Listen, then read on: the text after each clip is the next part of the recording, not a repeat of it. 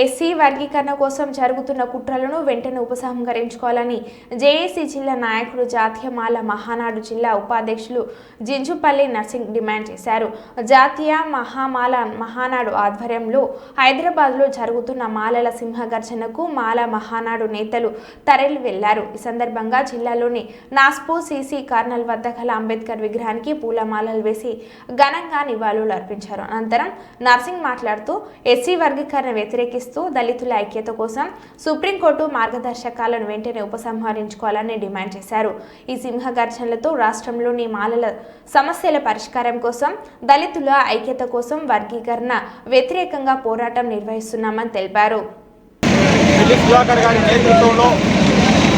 భద్రాచలంలో ప్రారంభమైనటువంటి మాలల మహాపాదయాత్ర 1000 కిలోమీటర్లు పూర్తి చేసుకున్నటువంటి సందర్భంగా ఈరోజు మాలల సింహగర్జన సభను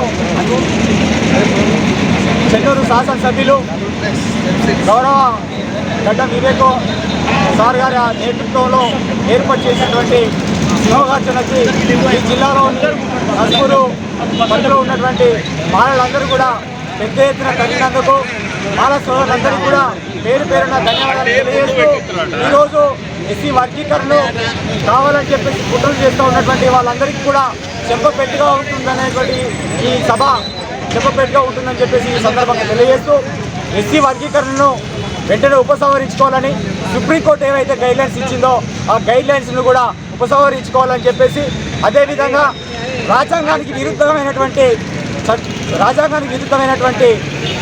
ఎస్సీ వర్గీకరణను వెంటనే ఉపసంహరించుకోవాలనేటువంటి ఉద్దేశంతో ఈ యొక్క మాలల సింహగర్జనను ఏర్పాటు చేయడం జరిగిందని చెప్పేసి తెలియజేస్తూ ఈ యొక్క సభను రానున్నటువంటి రోజుల్లో మరింత ఉధృతం చేసేటువంటి పరిస్థితి తీసుకొస్తామని చెప్పేసి మాలల ఐక్యతతో ఇవాళ మరిన్ని ఉద్యమాలు చేపడతామని చెప్పేసి ఈ సందర్భంగా తెలియజేస్తా ఉన్నాం.